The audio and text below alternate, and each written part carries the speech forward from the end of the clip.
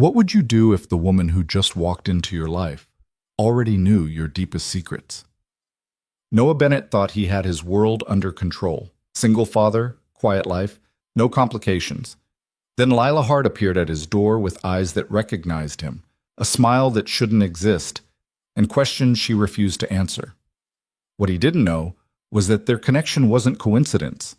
It was something far more dangerous, something that would shatter everything he thought he knew about his past, and force him to choose between the safety he built and the truth he never saw coming. If you want to know how a single repair call turned into the most dangerous love story Noah ever lived, stay with me until the end.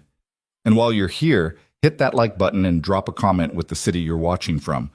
I want to see how far this story travels. Noah Bennett didn't believe in fate.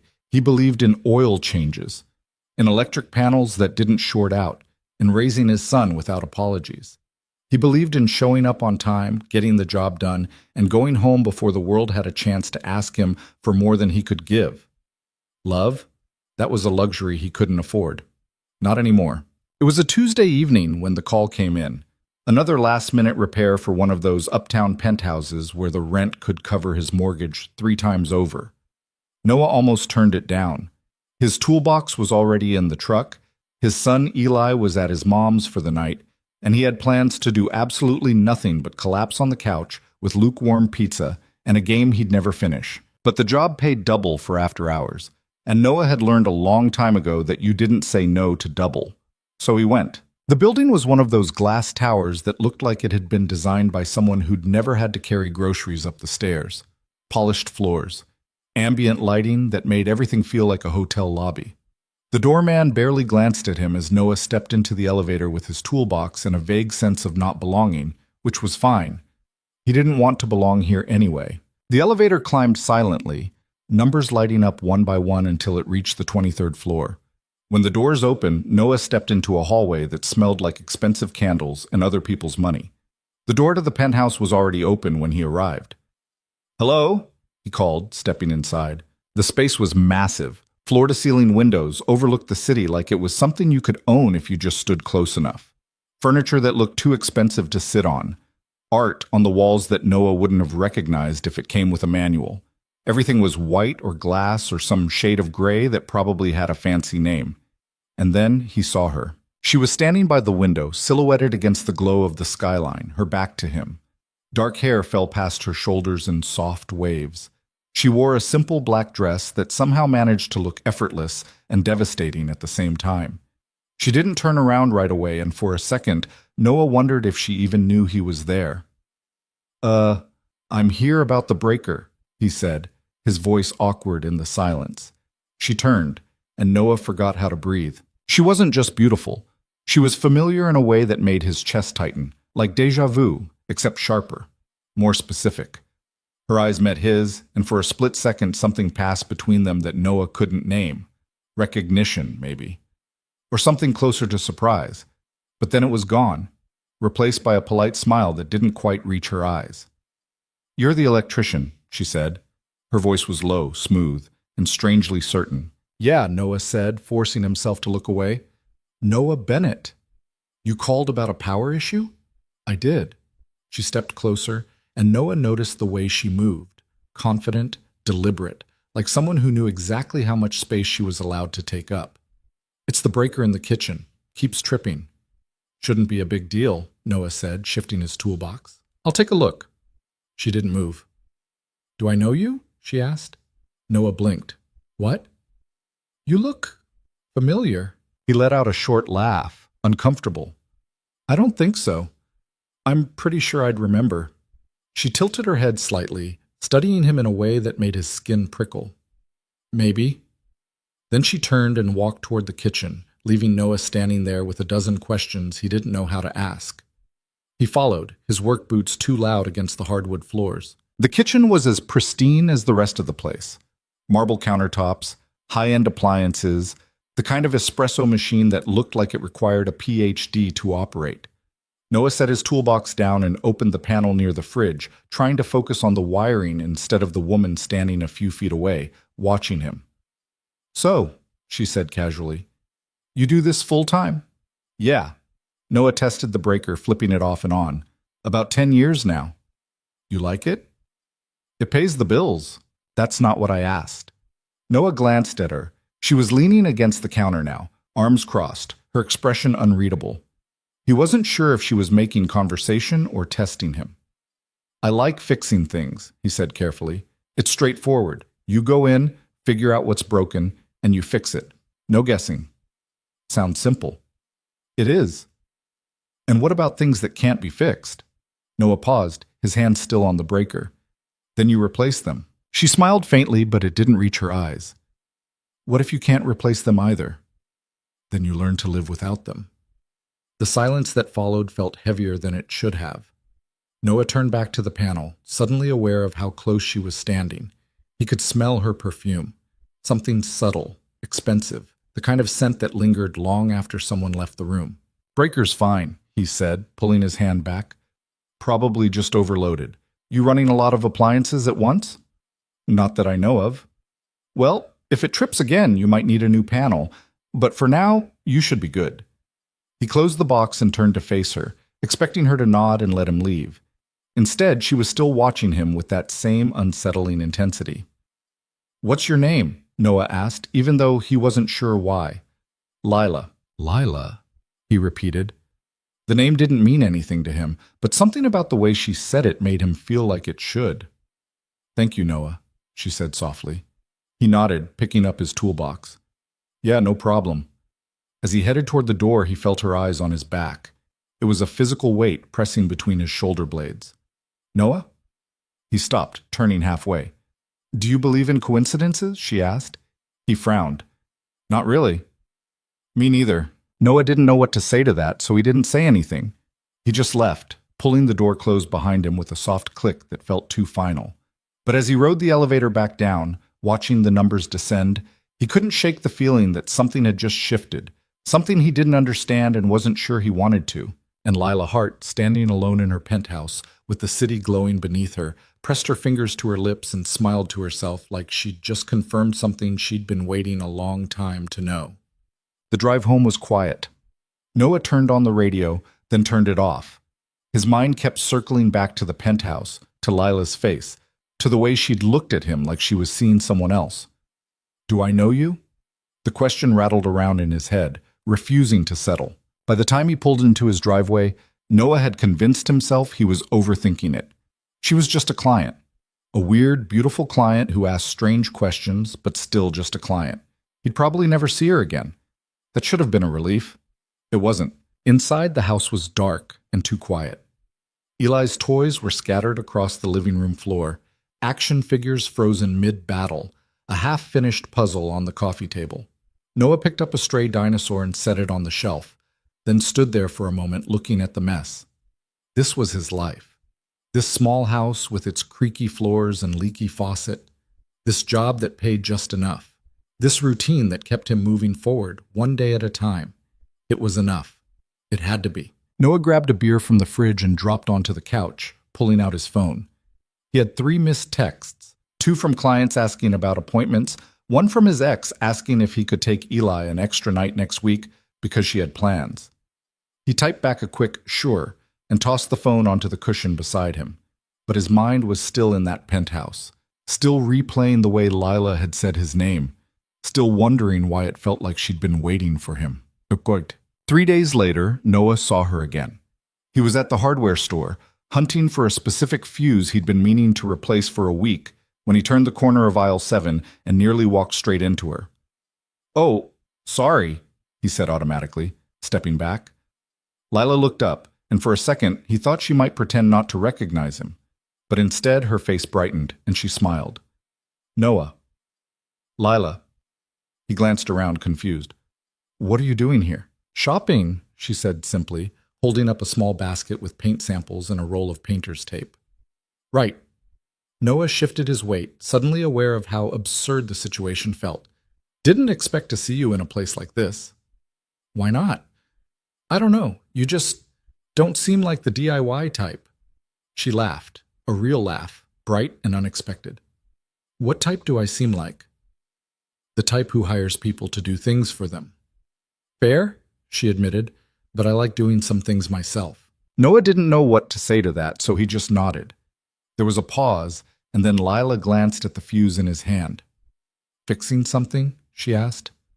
Always. Must be exhausting. It's just work. Still, she looked at him in that same searching way she had before, like she was trying to solve a puzzle he didn't know he was part of. You should take a break sometime. I take breaks. When? Noah opened his mouth, then closed it. He couldn't actually remember the last time he'd done something that wasn't for work or for Eli. Lila smiled knowingly. That's what I thought. What about you? Noah asked, deflecting. You take breaks? Not enough. Then we're both bad at it. Guess so. There was another pause, and this time it didn't feel awkward. It felt easy, like they'd done this before, which didn't make sense because they hadn't. I should go, Noah said finally. Got a job in 20 minutes. Of course. Lila stepped aside, but as he moved past her, she spoke again. Noah? He stopped. It was good to see you.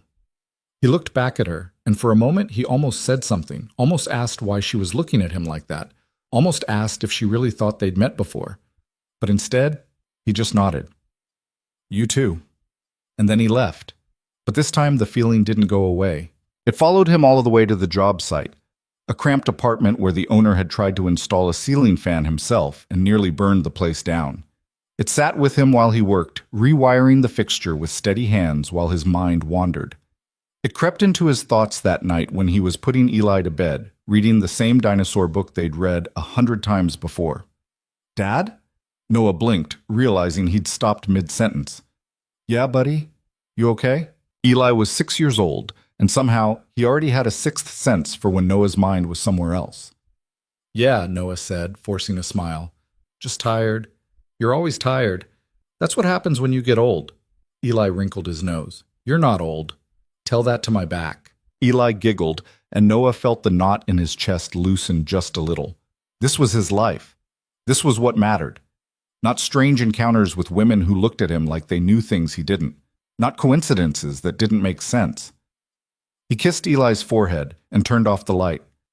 But as he closed the door and stood in the hallway, listening to his son's breathing settle into sleep, Noah couldn't help but wonder, what if Lila was right?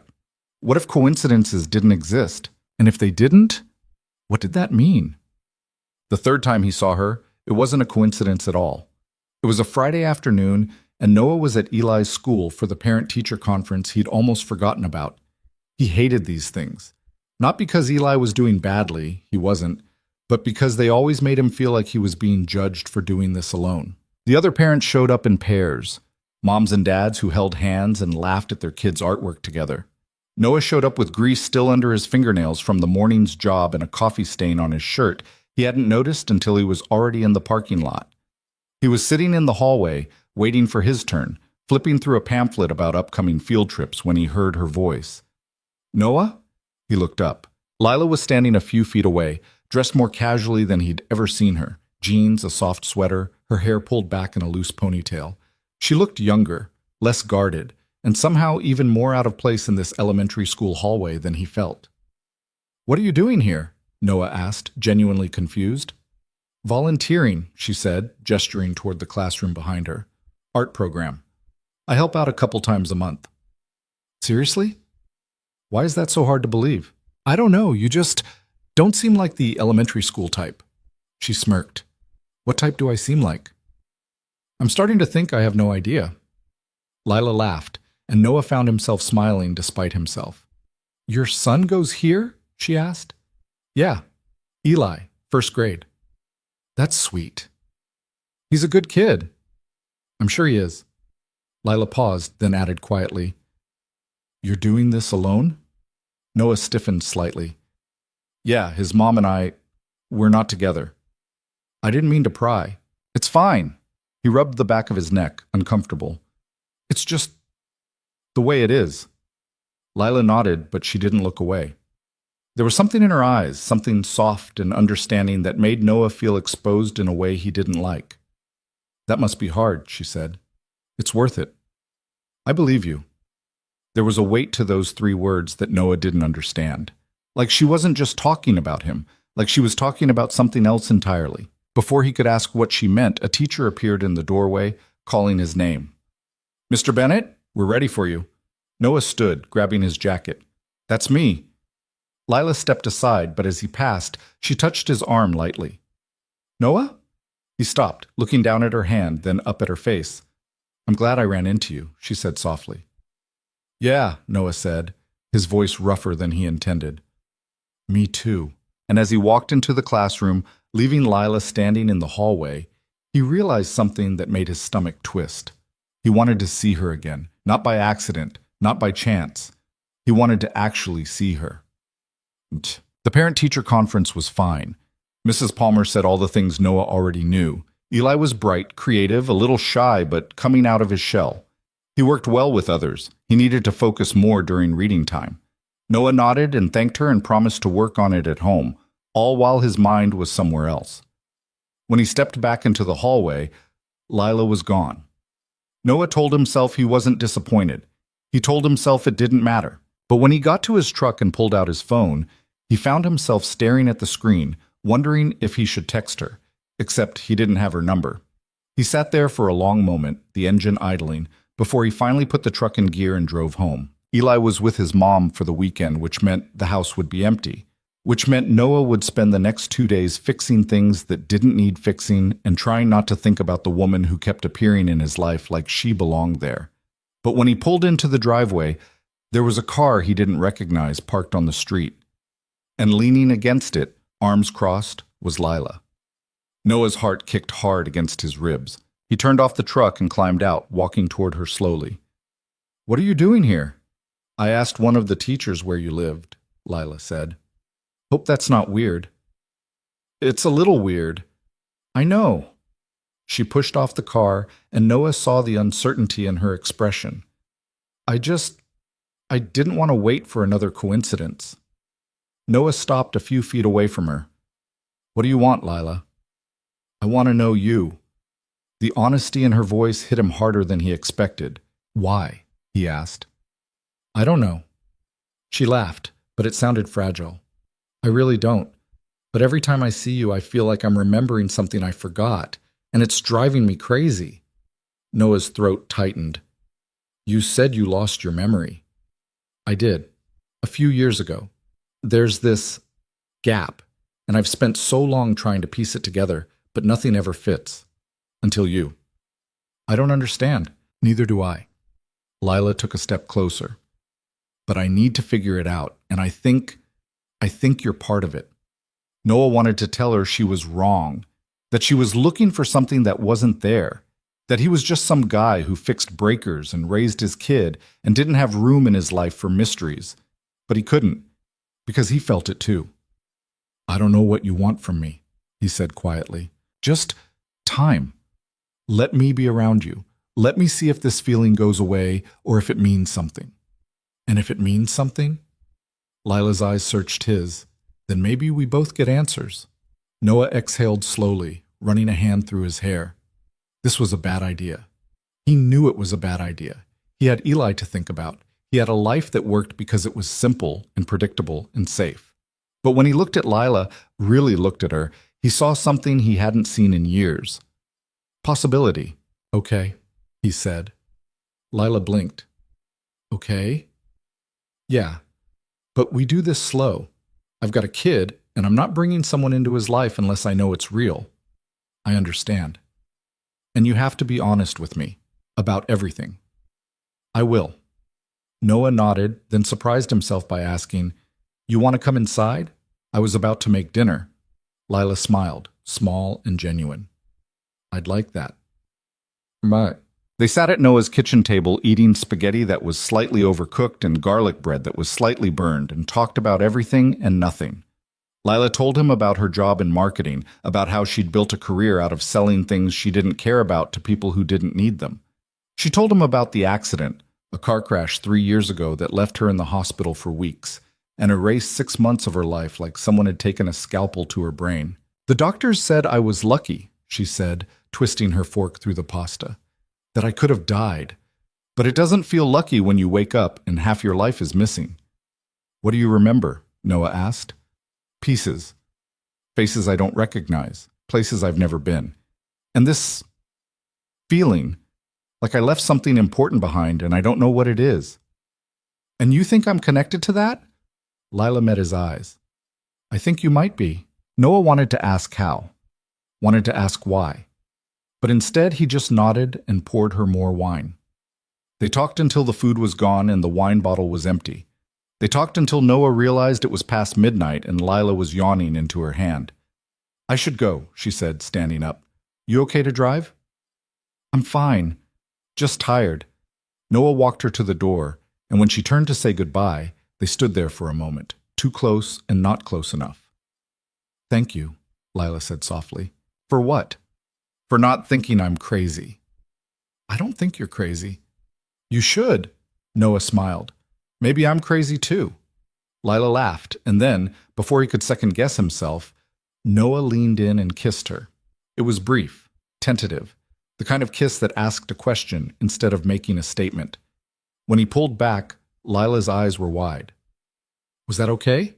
Noah asked. Yeah, she whispered. More than okay. Good. She left a few minutes later, and Noah stood in the doorway, watching her taillights disappear down the street. And for the first time in years, Noah Bennett let himself believe that maybe his life was about to become something more than just getting by. He just hoped he was ready for it. Over the next few weeks, Noah and Lila fell into a rhythm. They didn't call it dating, they didn't put labels on it, they just existed together. Coffee on Tuesday mornings before Noah's first job, lunch on Thursdays when Lila could sneak away from work, long phone calls late at night when Eli was asleep and the house was quiet. Lila asked about his life in a way that felt genuine. She wanted to know about Eli, about Noah's childhood, about the things that made him who he was. And Noah, who had spent years keeping people at arm's length, found himself answering. He told her about his parents, who died in a house fire when he was 19, about how he dropped out of trade school to take care of his younger sister until she graduated high school, about how he'd met Eli's mom at a bar when he was 23 and scared and looking for something to hold on to. We were kids, Noah said one night, sitting on his porch with Lila beside him. We had no idea what we were doing, and when she got pregnant, we thought, I don't know, we thought love would be enough. But it wasn't, Lila said quietly. No, it wasn't. Do you regret it? Having Eli? Never. But yeah, I regret thinking I could make it work just by wanting it to. Lila was quiet for a moment, then said, I don't think wanting something is ever a mistake. Even if it doesn't work out? Especially then. Noah looked at her, and in the dim light from the porch, he saw something in her expression that made his chest ache. What about you? He asked. You ever been in love? Lila hesitated. I don't know. How can you not know? Because I don't remember. She pulled her knees to her chest, wrapping her arms around them. There's this gap, right? 6 months. And sometimes I get these flashes, a face, a voice, a feeling, but I don't know if they're real or if my brain is just filling in the blanks. That must be terrifying. It is. She turned to look at him. But being with you, it feels like I'm close to something. Like if I just wait long enough, it'll all click into place. Noah reached for her hand, lacing his fingers through hers. And if it doesn't? Then at least I tried. They sat there in the quiet, the night stretching out around them, and Noah realized something that scared him more than he wanted to admit. He was falling for her. Not because she was beautiful or mysterious or different from anyone he'd ever met, but because when he was with her, he felt like he mattered, like he was more than just a dad, more than just a guy with a toolbox and a mortgage. He was Noah, and that was enough. The first time Lila met Eli was an accident. Noah had planned to keep them separate for a while longer, to make sure this thing between him and Lila was real before he brought his son into it. But plans, Noah was learning, had a way of falling apart. It was a Saturday morning. Eli was supposed to be at his mom's, but she'd called at the last minute with some excuse about her boyfriend's family being in town. So Noah was making pancakes and trying not to be annoyed when the doorbell rang. Eli ran to answer it before Noah could stop him. Hi, Eli said brightly. Are you here to see my dad? Noah's stomach dropped. He walked into the living room to find Lila standing in the doorway, looking just as surprised as he felt. Hey, she said. Hey! Noah glanced at Eli, then back at Lila. I thought we were meeting later. We were, but I finished early and thought I'd surprise you. Surprise, Noah said weakly. Eli tugged on Noah's shirt. Dad, who is she? This is Lila, Noah said. She's a friend. A friend? Eli looked skeptical. Like how Uncle Marcus is a friend? Not exactly. Lila crouched down to Eli's level, smiling. Hi, Eli. Your dad's told me a lot about you. Really? Eli's face lit up. What did he say? That you're smart and funny and really good at building things. Eli beamed. I built a spaceship out of Legos. Want to see? I'd love to. Before Noah could intervene, Eli grabbed Lila's hand and dragged her toward his room, chattering away about rocket ships and dinosaurs and all the things 6-year-olds found important. Noah followed, his heart pounding. This was it. This was the moment he'd been trying to avoid, the moment where his carefully separated worlds collided. But as he watched Lila sit on the floor of Eli's room, admiring a Lego spaceship that was missing half its pieces, something shifted. She didn't look out of place. She looked like she belonged, and that terrified him more than anything. After Lila left, Eli climbed onto the couch next to Noah and asked, Do you like her? Noah looked down at his son. What? Lila, do you like her? She's nice. That's not what I asked, Noah sighed. Yeah, buddy, I like her. Good. Eli snuggled closer. I like her too. Yeah? Yeah, she's pretty, and she didn't treat me like a baby. Noah smiled despite himself. No, she didn't. Are you going to marry her? Whoa, slow down. Why? Mom's boyfriend asked her to marry him. You should get married too. Noah's stomach twisted. What? Mom told me last weekend. She said they're getting married in the summer. Noah felt like the floor had dropped out from under him. Did she now? Yeah, and she said I might get a new brother or sister soon. Great, Noah muttered. Eli looked up at him, his expression suddenly serious. Are you mad? No, buddy, I'm not mad. You look mad. Noah forced himself to smile. I'm just surprised, that's all. But inside, he was reeling. His ex was getting remarried, starting a new family, moving on in a way that made Noah's life feel small and stagnant by comparison. And suddenly, the thing with Lila felt even more important, because she was the first person in years who'd made him believe that maybe, just maybe, he could have something more. He just hoped he wasn't setting himself up to lose it. So, that night, after Eli was asleep, Noah called Lila. Hey, she said, and he could hear the smile in her voice. Miss me already? Maybe. Noah leaned back against the headboard, staring at the ceiling. I'm sorry about today. I didn't mean for you to meet him like that. It's okay. He's great, Noah. You should be proud. I am. He asked if we were getting married. Noah laughed, embarrassed. Yeah, he does that. It's sweet. It's mortifying. Lila was quiet for a moment, then said, Would it be so terrible if we were? Noah's breath caught. Lila, I'm not saying now. I'm just saying, would it? No, Noah admitted. It wouldn't. Good.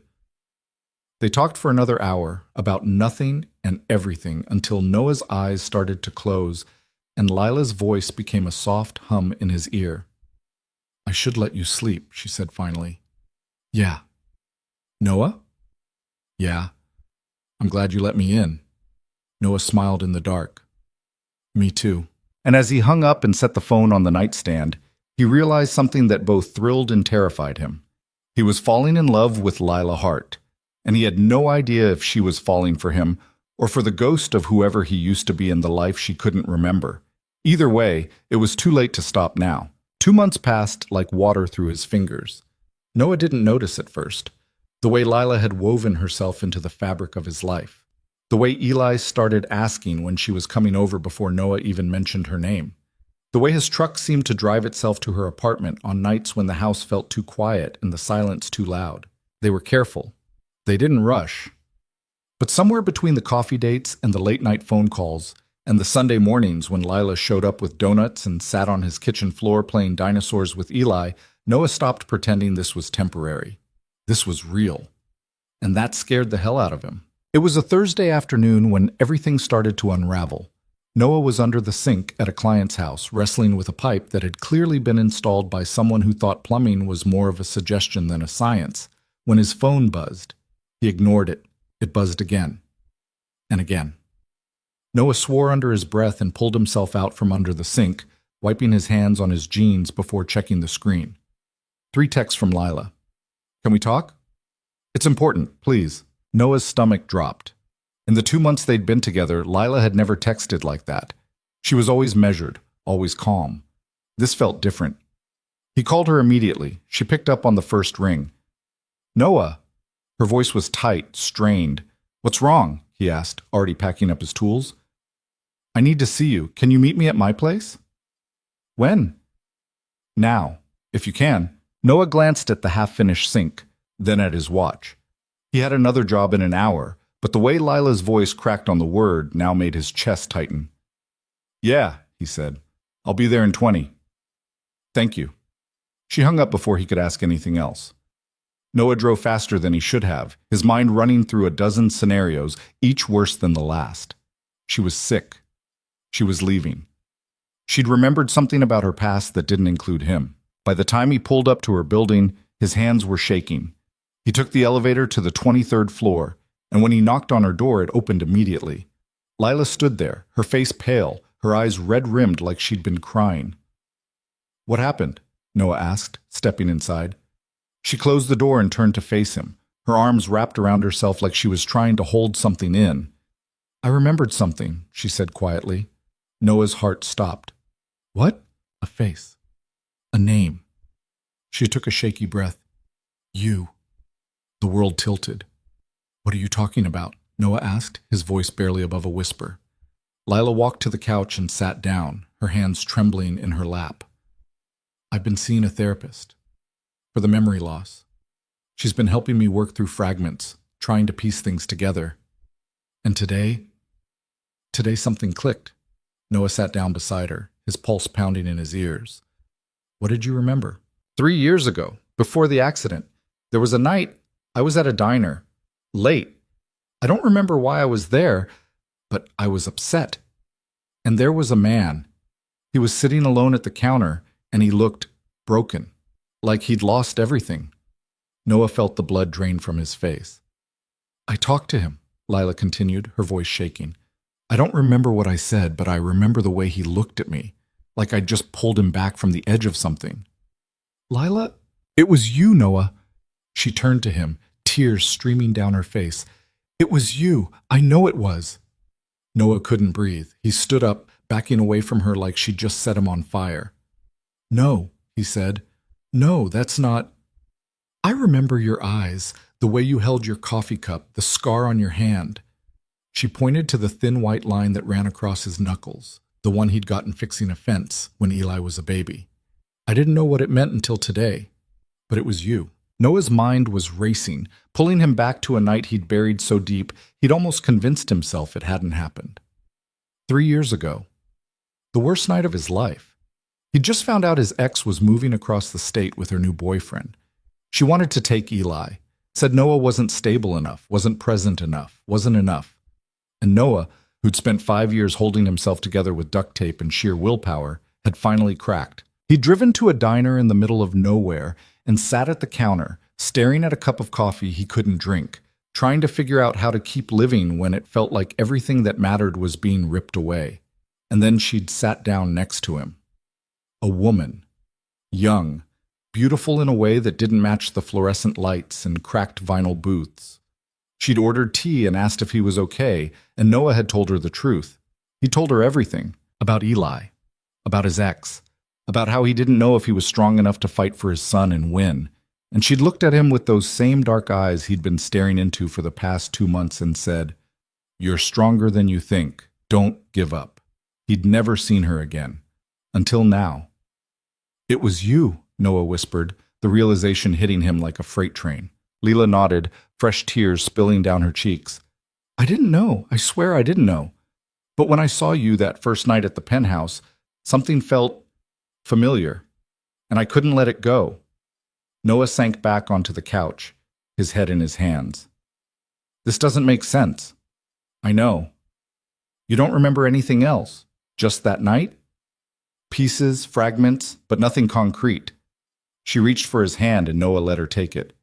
What happened after that night, after the diner? Noah exhaled slowly, his chest tight. I went home. I called a lawyer, I fought for custody, and I won. Because of what I said. Maybe. I don't know. He looked at her, his eyes burning. I was ready to give up, and then you showed up and told me not to. So yeah. Maybe. Lila's face crumpled. I don't understand how this is possible. How we ended up here, together. I don't either.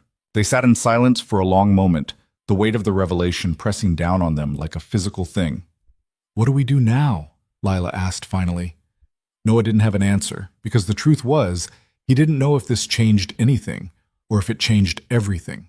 All he knew was that the woman sitting next to him had saved his life once without even knowing it, and now he was terrified of losing her. We figure it out, he said quietly. Together. Lila nodded, wiping her eyes. Okay. Okay. But as Noah pulled her into his arms, holding her like she might disappear if he let go, he couldn't shake the feeling that there was more to the story. More she didn't remember. More he didn't know. And whatever it was coming. That night, Noah couldn't sleep. He lay in bed, staring at the ceiling, replaying the conversation over and over in his head. The diner, the woman, the way she'd looked at him like she could see straight through to the part of him that was breaking. He'd thought about that night 100 times over the years, wondered who she was, where she'd come from, why she'd cared enough about a stranger to say the exact words he needed to hear. And now he knew. It was Lila. Except it wasn't. Not really. Because the Lila he knew now didn't remember that night, didn't remember him. She was a different person, shaped by the accident, by the gaps in her memory, by the life she'd rebuilt from scratch. So who was he in love with? The woman who'd saved him 3 years ago? Or the woman she'd become after forgetting she ever had? The question gnawed at him, and by the time the sun came up, Noah still didn't have an answer. He got Eli ready for school in a daze, going through the motions, packing lunch, tying shoes, brushing hair, while his mind churned. Dad? Noah blinked, realizing Eli was staring at him. Yeah, buddy? You look sad. I'm not sad. You look sad. Noah forced a smile. I'm just tired. Eli didn't look convinced, but he didn't push. He just grabbed his backpack and headed for the door, and Noah followed, grateful for the routine that kept him moving forward, even when he didn't know which direction to go. After drop-off, Noah sat in his truck in the school parking lot and called Lila. She answered immediately. Hey. Hey. Noah rubbed his face, exhausted. You sleep? Not really. Me neither. There was a pause, and then Lila said, I'm sorry, Noah. I didn't mean to drop this on you like that. I didn't know how else to say it. It's not your fault. It feels like it is. It's not. Noah exhaled slowly. I just need time to process, to figure out what this means. Do you regret it? Us? No. The word came out faster than he expected. No, I don't regret it. I don't know how to separate what we have now from what happened then. Maybe you don't have to. What do you mean? Maybe it doesn't matter, Lila said quietly. Maybe the fact that we found each other again, however it happened, is enough. Noah wanted to believe that. He really did. But doubt had a way of burrowing deep, and right now it was all he could feel. I need to think, he said finally. I just need some time. Okay. Lila's voice was small, fragile. Take all the time you need. I'm not leaving. I know. She paused. I'll be here when you're ready. They hung up, and Noah sat there in the silence, feeling like the ground beneath him had shifted and he was still trying to find his footing. The next few days were strange. Noah went to work. He picked up Eli from school. He cooked dinner and helped with homework and read bedtime stories. But the whole time, his mind was somewhere else. He didn't call Lila. She didn't call him. And the space between them grew wider with every passing hour. On the 4th day, Eli asked the question Noah had been dreading. Is Lila coming over this weekend? They were sitting at the kitchen table, Eli coloring a picture of a spaceship, while Noah pretended to look at bills he couldn't focus on. I don't know, buddy, Noah said carefully. Eli looked up, his crayon paused mid-stroke. Did you guys have a fight? Not exactly. Then why isn't she coming? Noah set down the bill he'd been staring at and looked at his son. Sometimes adults need space to think about things. It doesn't mean we're mad at each other. It just means we need time. Time for what? To figure out if we're doing the right thing. Eli frowned. Don't you like her anymore? I do. I really do. Then why do you need to think about it? Noah didn't have a good answer for that, at least not one a 6-year-old would understand. It's complicated, Eli. Grown-ups always say that, because it's true. Eli went back to coloring, but Noah could see the worry in his small face, the fear that maybe this thing he'd started to count on was going to disappear. And that broke Noah's heart more than anything else, because Eli had already lost too much. His mom was barely present. His stability depended entirely on Noah not screwing up. And now, Noah had brought someone into his life, someone Eli liked, someone who felt safe, and he was already pulling away. That night, after Eli was asleep, Noah sat on the porch with a beer he didn't drink and finally let himself admit the truth. He was scared that Lila's feelings for him weren't real, that they were just echoes of a memory she couldn't fully grasp. Scared that if she ever remembered everything, she'd realize she didn't actually want him. Scared that he was setting himself up for the kind of heartbreak he didn't know if he could survive. But more than that, he was scared of losing her. Because in the 2 months they'd been together, Lila had become something Noah didn't think he'd ever have again. Hope. And hope, he was learning, was the most dangerous thing of all. It was Lila who broke the silence. On Saturday morning, she showed up at his door unannounced, holding 2 cups of coffee and looking like she hadn't slept in days. I know you said you needed space, she said before Noah could say anything, but I can't do this anymore. I can't sit around waiting for you to decide if I'm worth the risk. Noah opened the door wider, letting her in. Lila, no. Let me finish. She set the coffee down on the counter and turned to face him, her eyes blazing. I get that this is complicated. I get that you're scared, but so am I. And I didn't come here to make this harder. I came here because I need you to know something. What? I don't care if I remembered you from that night at the diner or not. I don't care if some part of my brain recognized you and that's why I felt drawn to you. Because the truth is, Noah, I'm not falling for you because of the past. I'm falling for you because of now. Noah's breath caught. I'm falling for you because you're kind and steady and you show up for your son even when it's hard. I'm falling for you because you make me feel like I'm not broken, like the gaps in my memory don't define me. Her voice cracked. And I'm falling for you because when I'm with you, I feel whole. Noah stood there, frozen, her words hitting him like a tidal wave. So if you need time, take it, Lila continued, her voice shaking. But don't tell yourself this isn't real. Because it is. At least for me. She turned to leave, but Noah grabbed her hand. Wait. Lila stopped, looking back at him with tears in her eyes. I'm falling for you too, Noah said quietly. And that terrifies me. Because I've spent so long protecting myself, protecting Eli from getting hurt. And now you're here, and I don't know how to do this without being scared. You don't have to stop being scared, Lila said softly. You just have to trust me anyway. Noah pulled her closer, his hands trembling as he cupped her face. What if you remember everything and realize this was a mistake? What if I don't? What if I'm not enough? You are. Lila's voice was fierce now, certain. You've always been enough. And then Noah kissed her. Not tentatively, not carefully, but like he was done running, done hiding, done pretending he could live without her. When they finally pulled apart, Lila rested her forehead against his, her breath shaky. I'm all in, Noah, she whispered. Are you? Noah didn't hesitate. Yeah, I'm all in. Things shifted after that. Not back to the way they were, because they couldn't go back, but forward, into something deeper. Something that felt less like testing the waters and more like diving in head first. Lila started spending more time at Noah's house. She'd show up on weeknights with takeout and help Eli with his homework. She'd curl up on the couch next to Noah while they watched movies neither of them paid attention to. She'd stay over sometimes, and Noah would wake up to find her making pancakes in his kitchen like she'd been doing it her whole life. Eli loved her, and Noah was trying not to overthink it. But 2 weeks later, something happened that shattered the fragile peace they'd built. It was a Tuesday evening. Noah was at a job site, replacing a busted water heater in a basement that smelled like mold and regret when Lila called. "Hey," he said, wedging the phone between his ear and shoulder. "What's up?" "I need to tell you something." Her voice was tight again, strained. Noah froze. "What's wrong?" "I went to see my therapist today. We did a session where she tried to help me access more of the lost memories.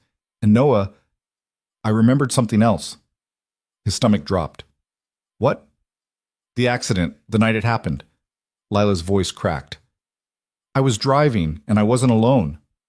Noah set down his wrench, his heart pounding. "Who was with you?" "I don't know. I can't see their face. But I remember arguing. I remember crying. And I remember—" She took a shaky breath. "I remember saying your name." The world went silent. "What?" Noah whispered. "I said your name, Noah, right before the crash. I don't know why. I don't know what it means, but you were there, in my mind, in that moment." Noah felt like the floor had dropped out from under him. "That doesn't make sense," he said, his voice hollow. "We only met once, at the diner, and that was months before your accident." "I know, but I said your name, I'm sure of it. Lila, that's not possible." "Then explain it to me." Her voice broke. "Explain how I knew you before I knew you. Explain how I ended up in your life again after losing everything. Explain how this feels like fate when neither of us believes in it." Noah didn't have an explanation, because none of this made sense. And the more he tried to piece it together, the less he understood. "I'm coming over," he said, finally. "Okay. We'll figure this out." "Okay." But as Noah packed up his tools and headed for his truck, he couldn't shake the feeling that whatever they were about to uncover was going to change everything, and he wasn't sure either of them was ready for it. Hassem. By the time Noah got to Leela's apartment, it was almost 9. She opened the door before he could knock, her face pale and drawn. "Come in," she said quietly. Noah stepped inside and they sat on the couch in silence for a moment, the weight of the unknown pressing down on them. "Tell me everything," Noah said finally. "Everything you remember." Lila took a deep breath. "I was driving at night, it was raining, and I was upset, crying, I think. There was someone in the passenger seat, but I can't see their face. We were arguing about something, and then I said your name. I don't know if I was talking to you or about you, but it was your name, I'm sure of it." "And then what?" "Then the headlights, and the crash, and then nothing. I woke up in the hospital 3 days later, and 6 months of my life were just gone." Noah ran his hands through his hair, trying to make sense of it. "What were you doing that night? Where were you going?" "I don't know. The police report said I was driving on the highway, about 20 miles outside the city, but they never figured out why." "And the person in the car with you?" "They never found anyone. The police said I was alone." Noah's blood ran cold. "But you remember someone being there." "I do." "Then where did they go?" Lila shook her head, tears streaming down her face. "I don't know, Noah. I don't know anything." Noah pulled her into his arms, holding her while she cried, but his mind was racing. This wasn't just about a chance encounter at a diner anymore. This was something bigger, something neither of them understood. And the deeper they dug, the more Noah feared they were going to uncover something that would tear them apart. That night, Noah couldn't stop thinking about Lila's words. "I said your name." He lay in bed, staring at the ceiling, trying to remember if there was anything else, anything he'd missed about that night at the diner 3 years ago. She'd been upset. He remembered that. She'd ordered tea and sat next to him and asked if he was okay. And he'd told her about Eli, about the custody battle, about how he was barely holding it together. But had she told him anything? Noah closed his eyes, forcing himself back into that moment. She'd been wearing a gray coat, her hair had been shorter. She'd had a bruise on her wrist, small, faint, like she'd bumped into something. And when she left, she'd touched his shoulder and said, "You're stronger than you think. Don't give up. That was it. That was all he remembered. But what if there was more? What if she'd told him her name and he'd just forgotten? What if they'd talked longer than he remembered? What if Noah's phone buzzed, pulling him out of his spiral? It was a text from Lila. I can't sleep. Can I call you? He dialed her immediately. Hey, she said, her voice soft and tired. Hey, I'm sorry. I know it's late. Don't apologize. There was a pause, and then Lila said, Do you think we're crazy, trying to make sense of something that doesn't make sense? Maybe, Noah admitted, but I don't care. Why not? Because even if we never figure out what happened, I know one thing for sure. What's that? I don't want to lose you. Lila let out a shaky breath. I don't want to lose you either. They stayed on the phone for another hour, talking about nothing and everything, until Lila's breathing evened out and Noah realized she'd fallen asleep. He didn't hang up. He just listened to her breathe, the sound grounding him in a way nothing else could. And somewhere in the quiet, Noah made a decision. He was done being scared. Whatever the truth was, whatever they uncovered, he was going to face it. With her. Because love, he was learning, wasn't about having all the answers. It was about choosing someone anyway. And Noah had already made his choice. Now he just had to hope it was enough. The answer came from the last place Noah expected. It was a Saturday morning, 3 days after Lila's revelation about the accident. Noah was in the garage trying to fix Eli's bike chain when his phone rang. The number was local, but unfamiliar. Hello? Is this Noah Bennett? A woman's voice, professional, clipped. Yeah, who's this? My name is Dr. Sarah Chen. I'm a neurologist at St. Catherine's Medical Center. I'm calling about Lila Hart. Noah's heart stopped. Is she okay? She's fine. But she listed you as an emergency contact, and I wanted to reach out because something unusual has come up in her recent therapy sessions. Noah set down the wrench, his hands suddenly unsteady. What do you mean, unusual? I can't discuss details over the phone. But if you're available, I'd like to meet with both of you. There's something you need to know about her accident. When? Today, if possible.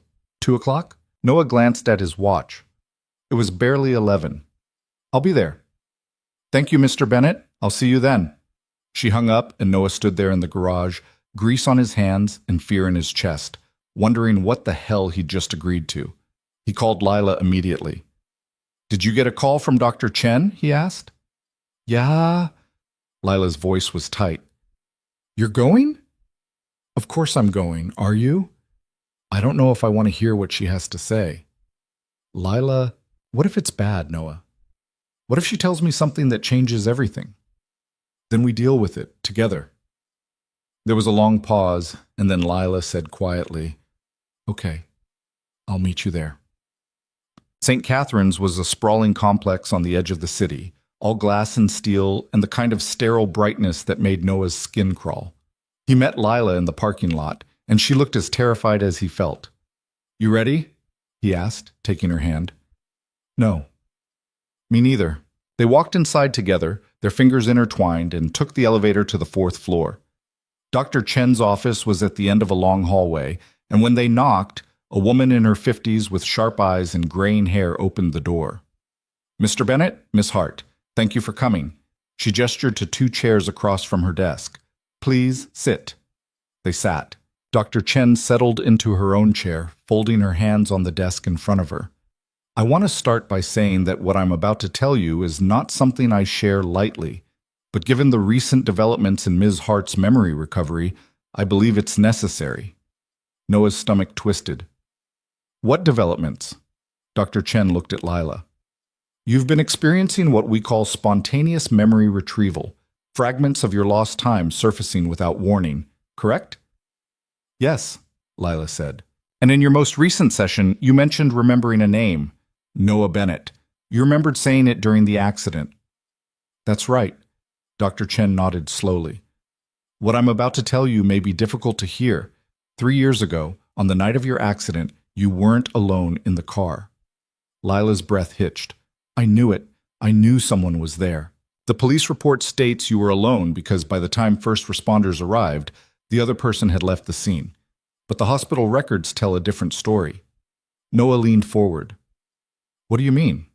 Dr. Chen pulled a file from her desk and opened it. When you were brought in, Ms. Hart, you were unconscious and severely injured. But before you lost consciousness at the scene, you spoke to the paramedics. You told them a name. What name? Lila whispered. Noah Bennett. The room went silent. Noah felt like he'd been punched in the chest.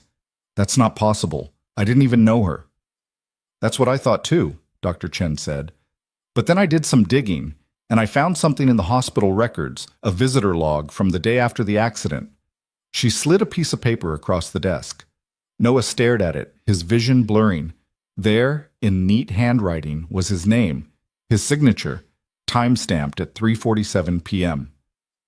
I was here, Noah said, his voice hollow. According to the records, yes. I don't remember this. I don't remember any of this. Lila grabbed his hand, her grip tight. Noah, what's going on? Dr. Chen leaned back in her chair, her expression unreadable. I can't explain it. But what I can tell you is that your connection goes deeper than either of you realized. And whatever happened between you 3 years ago, it was significant enough that your subconscious held on to it, even when your conscious mind couldn't. Noah's head was spinning. This doesn't make sense. No, Dr. Chen agreed. It doesn't. But the human brain is a strange thing, Mr. Bennett. Trauma, memory, emotion, they're all connected in ways we don't fully understand.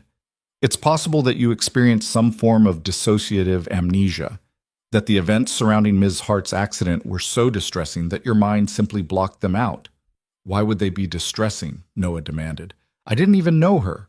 Are you sure about that? The question hung in the air like a blade. Noah looked at Lila and she looked back at him, and neither of them had an answer. I want you both to think carefully, Dr. Chen said. Is there anything at all, that might explain this? A mutual friend? A shared event? Anything that might have brought you together before that night at the diner? Noah racked his brain, searching for something, anything, that would make sense. But there was nothing. Just a black hole where answers should have been. I don't know, he said finally. I don't know. Dr. Chen nodded. Then I suggest you start looking, because whatever happened 3 years ago, it's not finished, and until you uncover the truth, it's going to keep pulling you back. They left the hospital in a daze. Noah drove in silence, his hands gripping the steering wheel so hard his knuckles turned white. Lila sat in the passenger seat, staring out the window, her face pale and drawn. Say something, Noah said finally. I don't know what to say. Neither do I. Do you really not remember going to the hospital? No, I swear, Lila, I don't remember any of it. Then how did you end up there? I don't know. The words came out harsher than he intended, and Lila flinched. Noah exhaled slowly, forcing himself to calm down. I'm sorry, I don't understand what's happening. Me neither. Lila turned to look at him, her eyes wet. But we have to figure it out. Because if we don't, this is going to destroy us. Noah knew she was right, but he didn't know where to start. That night, Noah couldn't sit still.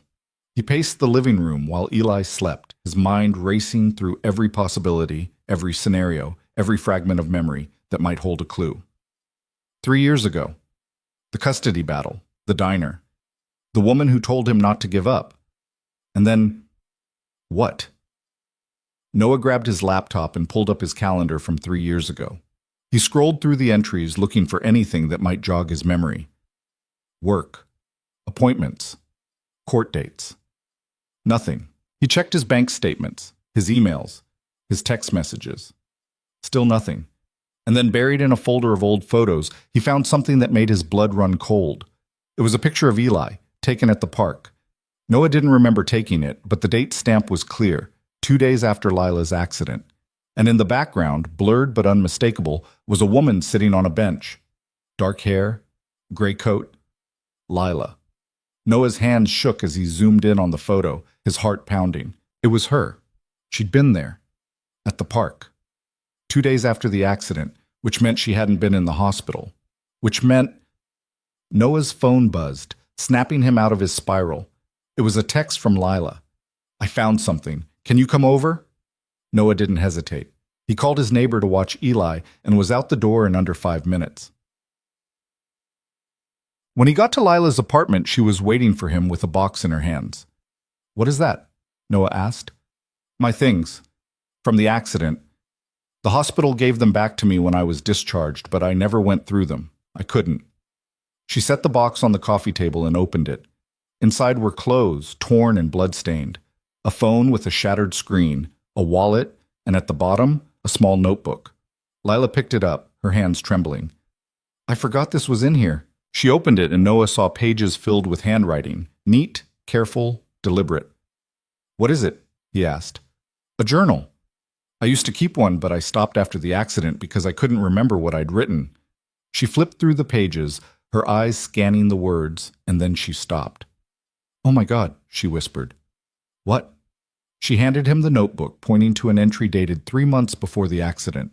Noah read the words, and his world tilted. "Met someone today. A man at a coffee shop. We talked for hours. He told me about his son, about how hard it is to be a single parent. He didn't say his name, but I felt like I knew him, like we'd met before. I can't explain it, but I think about him all the time now. I keep hoping I'll see him again." Noah's hands were shaking. This was before the diner. "Yeah," Lila flipped to the next entry. "And look at this." The next entry was dated a week later. "Saw him again. At the park. He was with his son. I didn't go up to him, I just watched. He looked tired, but happy. His son is beautiful. I wonder if he remembers me." Noah's chest tightened. "You were following me?" "I don't remember any of this, Noah, I swear." He kept reading, entry after entry, each one more unsettling than the last. "I can't stop thinking about him. It's like he's stuck in my head. I don't even know his name. I found out where he works. I drove by today. I didn't go in. I just wanted to see him. I know this is crazy. I know I should stop, but I can't." And then, the final entry, dated the night of the accident. "I told him. I finally told him. And he looked at me like I was insane. Maybe I am. Maybe this whole thing has been in my head. But I had to know. I had to know if he felt it too. He said no. He said I needed help. And now I don't know what to do. I feel like I'm losing my mind." Noah set the notebook down, his hands shaking. "You knew me," he said quietly, "before the diner, before the accident. You knew me." Lila's face was pale, her eyes wide with shock. "I don't remember. I don't remember any of it." "Then who was I to you, Lila? Why were you following me? Why were you so obsessed with me?" "I don't know." Her voice cracked, tears streaming down her face. "I don't know, Noah, but I need you to believe me when I say I'm not that person anymore. Whatever I was then, whatever I felt, it's gone. I don't remember it." Noah stood up, backing away from her. "How am I supposed to trust that? How am I supposed to know this whole thing isn't just some extension of whatever you were doing 3 years ago?" "Because I love you," Lila shouted, her voice raw.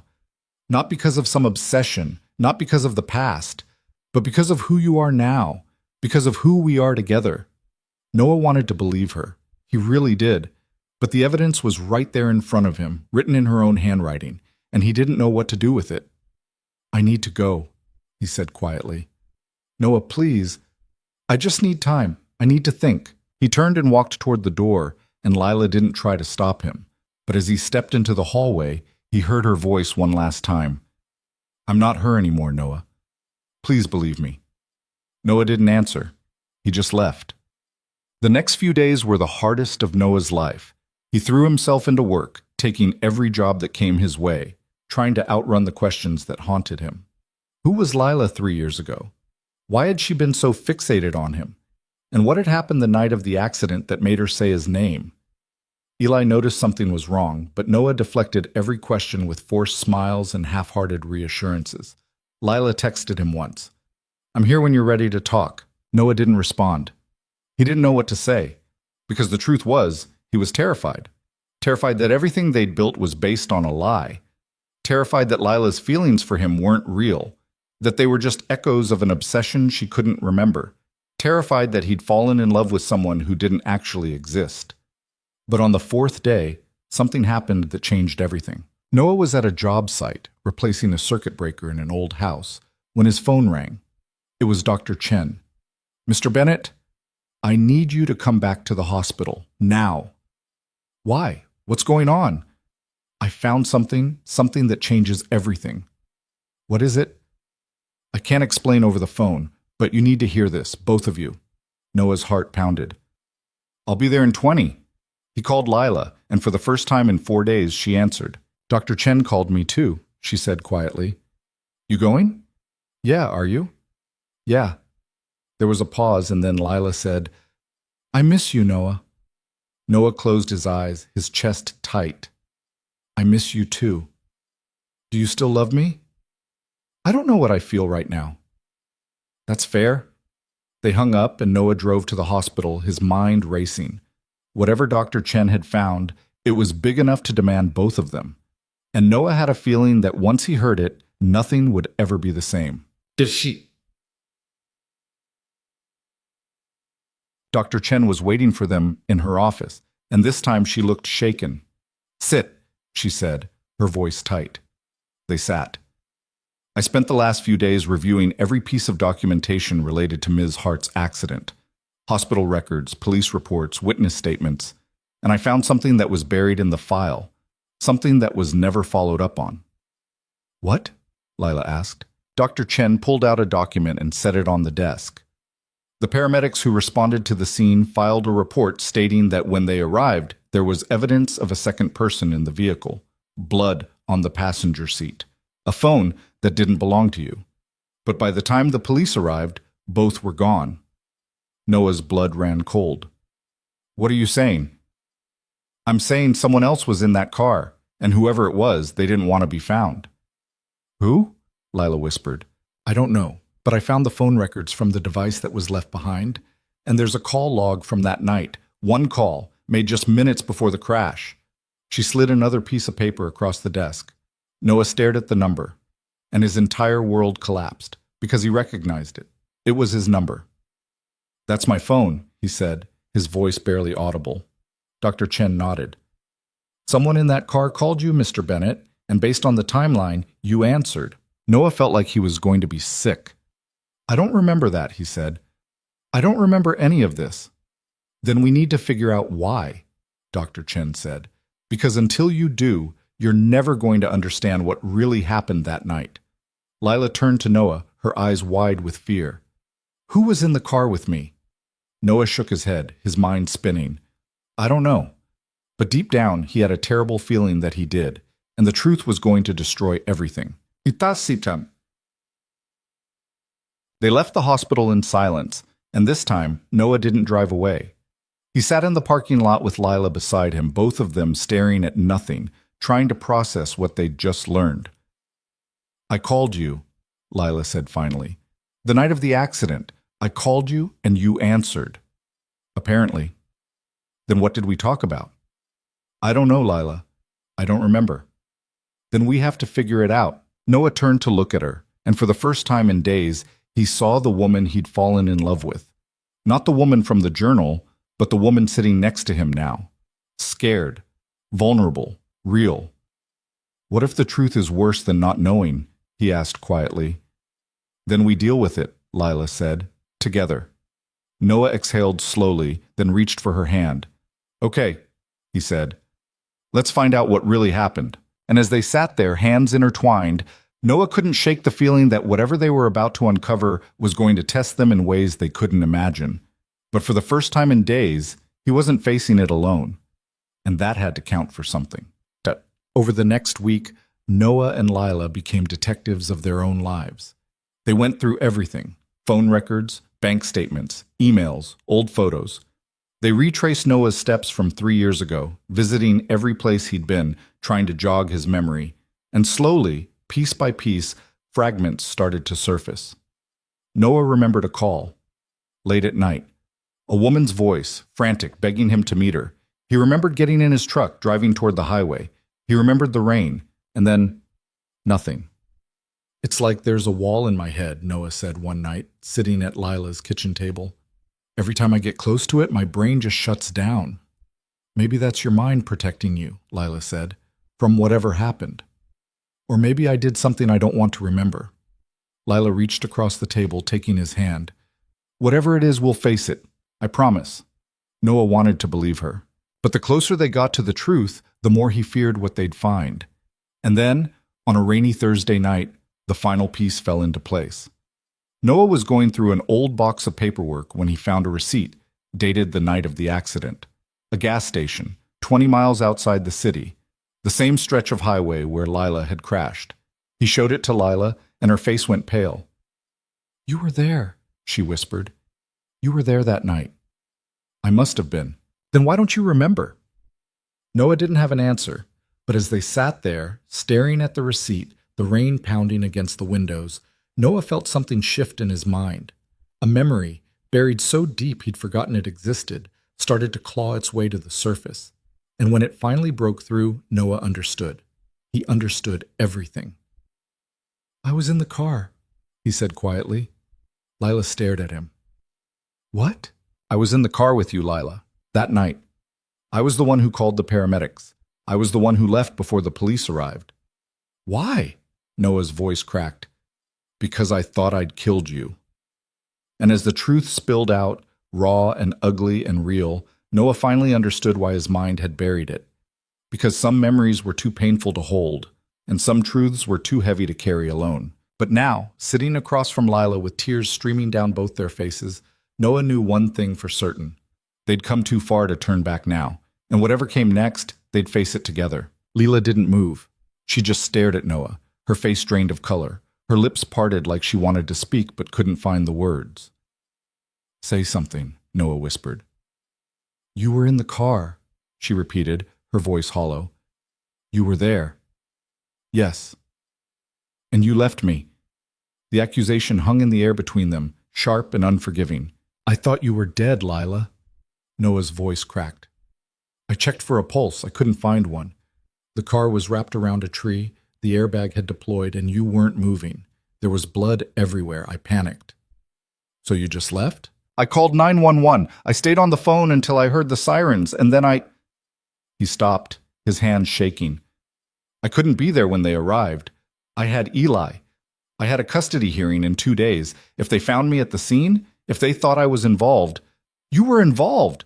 "I know," Noah shouted, and the force of it startled them both. He lowered his voice, his eyes burning. "I know. And I've lived with that guilt every single day since. I just didn't remember it was you." Lila stood abruptly, pacing the room like a caged animal. "How is that even possible? How do you forget something like that?" "I don't know. Trauma, maybe. My brain just shut it down. Buried it so deep I convinced myself it never happened." "But it did happen." "Yeah, it did." Lila stopped pacing and turned to face him, tears streaming down her cheeks. "Why was I calling you that night, Noah? What did I want?" Noah closed his eyes, forcing himself back into that memory, the one he'd spent 3 years running from. "You were upset," he said quietly. "You called me, crying, saying you needed to see me, that you had to talk to me. I told you no. I told you I didn't know you, that you needed to stop calling, stop showing up, but you wouldn't listen. You said you'd prove it to me, prove that we were connected somehow." "Prove what?" "I don't know. You kept saying I'd understand if I just met you, just one more time, so I agreed. I told you to meet me at a gas station off the highway. Neutral ground. I thought if I showed up, told you face to face to leave me alone, you'd finally stop." Lila's face crumpled. "And then what? You showed up, you were frantic, talking about signs and fate and how we were supposed to find each other. I told you that you needed help, that whatever you thought was happening between us wasn't real, and you—" Noah's voice broke. "You looked at me like I'd just destroyed you." "And then?" "You got back in your car. You were crying so hard you could barely see. I tried to stop you, told you not to drive, but you wouldn't listen. You just drove off. And I stood there, watching your taillights disappear into the rain, and I thought that was the end of it. But it wasn't. No. 10 minutes later, you called me again, screaming. You said you couldn't do this anymore, that you were sorry, that you just wanted it all to stop. And then I heard the crash. The room went silent except for the sound of Lila's ragged breathing. I got in my truck and drove as fast as I could, Noah continued, his voice barely above a whisper. When I found you, the car was totaled. The front end was completely caved in. You were slumped over the steering wheel, blood on your face, and you weren't moving. I pulled you out. I checked for a pulse. I couldn't find one. But I wasn't dead. I know that now. But in that moment, I thought you were. And I panicked. I called 911, told them where you were, and then I left. I convinced myself that staying would only make things worse, that if the police found me there, they'd think I caused the accident, that I'd lose Eli. So I ran. Lila sank back onto the couch, her hands covering her face. You let me believe I was alone. I didn't let you believe anything. You didn't remember. Because of you. She looked up at him, her eyes blazing. Because of what you said to me. Because you rejected me so completely that I got in a car and crashed it. That's not fair. Isn't it? Noah felt like he was being torn apart. You're right. It's my fault, all of it. I should have stopped you. I should have taken your keys. I should have done something other than stand there and watch you drive away. But I didn't. And I've hated myself for it every day since. Then why didn't you tell me, Lila demanded. When we met again, when you saw me at the penthouse, why didn't you say something? Because I didn't remember. Not until tonight. My brain buried it so deep that when I saw you, I didn't recognize you. I just felt drawn to you. Like I'd known you before but couldn't place where. That's convenient. It's the truth. Lila stood again, shaking her head. I don't know if I can believe you. Lila, I need you to leave. Noah's heart shattered. Please, let me explain. You already did. Now I need time to process it. Don't shut me out. Not now. You shut me out 3 years ago, Noah. You left me bleeding on the side of the road. So yeah, I think I'm entitled to some space. Noah wanted to argue, wanted to beg her to let him stay, but he could see it in her eyes, the walls going up, the door closing. So he left, and as he walked out into the rain, the same rain that had been falling the night of the accident, Noah wondered if this was how it ended, not with closure, but with the truth tearing them apart. Noah didn't go home. He drove aimlessly through the city, his mind a blur of guilt and regret and the overwhelming certainty that he'd just lost the only good thing he'd had in years. Eventually, he ended up at the diner, the same diner where he'd first met Lila 3 years ago, or thought he had. He sat at the counter, ordered coffee he didn't drink, and stared at the spot where she'd sat that night, the night she'd told him not to give up. Except now he knew the truth. That wasn't their first meeting. It was their second. And he'd been too broken to remember. You look like hell. Noah glanced up. The waitress, a woman in her 60s with kind eyes and a no-nonsense attitude, was refilling his cup. Feel like it too, Noah muttered. Woman trouble? How'd you guess? It's always woman trouble. She leaned against the counter, studying him. You want my advice? Not really. I'm going to give it anyway. She smiled. Whatever you did, fix it. Don't sit here drowning in coffee and self-pity. Go to her. Apologize. Grovel if you have to, but don't let her go. What if she doesn't want me anymore? Then you fight for her anyway, because regret's a hell of a lot harder to live with than rejection. Noah stared at her, something in her words cutting through the fog in his mind. Thanks, he said quietly. Don't thank me. Just go. Noah left a 20 on the counter and walked out into the rain. He didn't know if Lila would listen, didn't know if she'd forgive him, but he had to try. Because the waitress was right. Regret was harder to live with than rejection, and Noah had already lived with enough regret to last a lifetime. When Noah got back to Lila's apartment, it was past midnight. He knocked on the door, half expecting her not to answer, but she did. She stood in the doorway, her eyes red and swollen, her face streaked with tears. I told you I needed space, she said, her voice hoarse. I know, but I can't leave things like this. Noah, please, just let me say one thing, and then I'll go, I promise. Lila hesitated, then stepped aside, letting him in. They stood in the living room, the silence stretching between them like a chasm. I'm sorry, Noah said finally. I'm sorry I left you that night. I'm sorry I didn't fight harder to stop you from driving. I'm sorry I buried the memory so deep that I couldn't face what I'd done. And I'm sorry that meeting me again put you through all of this. Lila's eyes filled with fresh tears. You don't get to apologize and expect everything to be okay. I know. You left me, Noah. You thought I was dead and you left. I know. How am I supposed to trust you after that? Noah took a shaky breath. You're not. Not right away. But I'm asking you to give me a chance to earn it back. Because I love you, Lila. Not because of the past. Not because of guilt. But because of who you are now. Because of who we are together. What if that's not enough? Then I'll live with that. But I'm not walking away again. Not without a fight. Lila looked at him for a long moment, her expression unreadable. And then, slowly, she crossed the room and wrapped her arms around him. Noah held her tightly, burying his face in her hair, and for the first time in days he felt like he could breathe. I don't know if I can forgive you, she whispered. Not yet. I'm not asking you to. I'm just asking you not to give up on us. I don't want to give up, but I'm scared. Me too. They stood there holding each other in the quiet, and Noah realized something. This wasn't the end.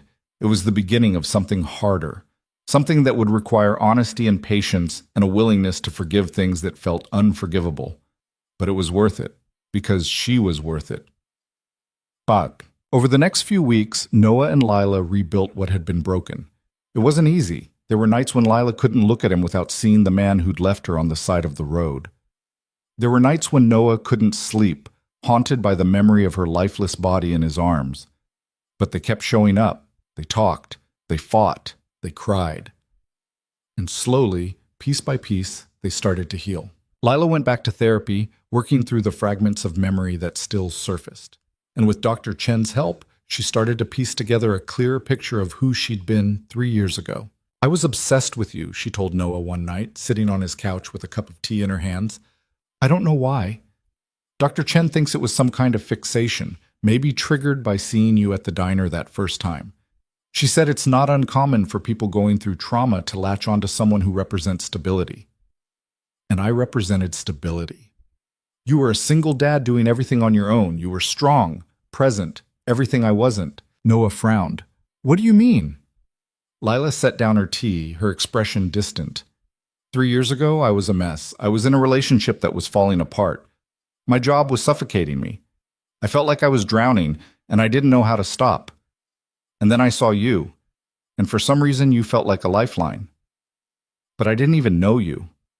I know. But in my mind, you did. I convinced myself that we were connected, that if I could just make you see it, everything would make sense. That's not your fault, Lila. Isn't it? I stalked you. I showed up at your work. I called you in the middle of the night and begged you to meet me. And when you finally did, I pushed so hard that I drove myself off the road.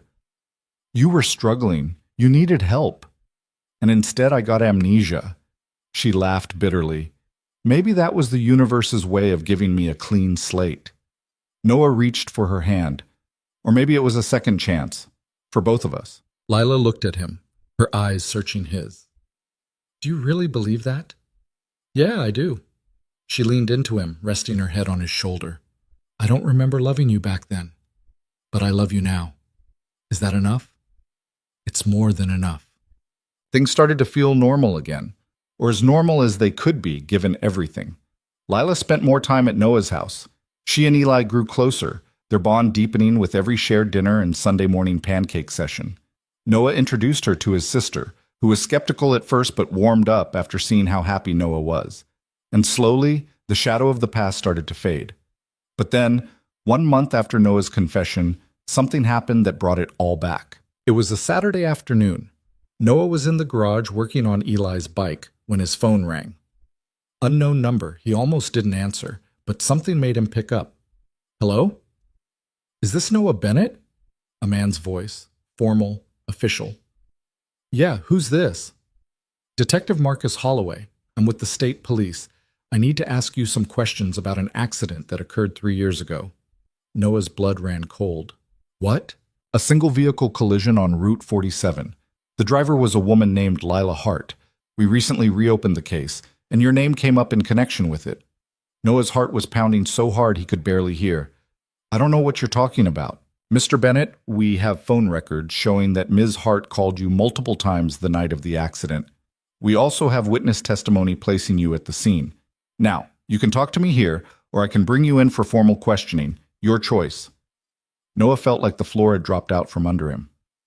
I'll come in, he said quietly. Good. Monday morning, 9 a.m. Don't be late. The line went dead. Noah stood there, his phone still pressed to his ear, his mind racing. They knew. After 3 years, they knew. And now, everything he'd built, everything he and Lila had fought for, was about to come crashing down. Noah told Lila that night. They sat at her kitchen table, the weight of the phone call pressing down on them like a physical thing. "What are you going to tell them?" Lila asked, her voice tight. "The truth. The truth could destroy you, Noah. You left the scene of an accident. You didn't report it. They could charge you." "I know." "So what? You're just going to walk in there and confess? What else am I supposed to do? Lie." Lila's voice cracked.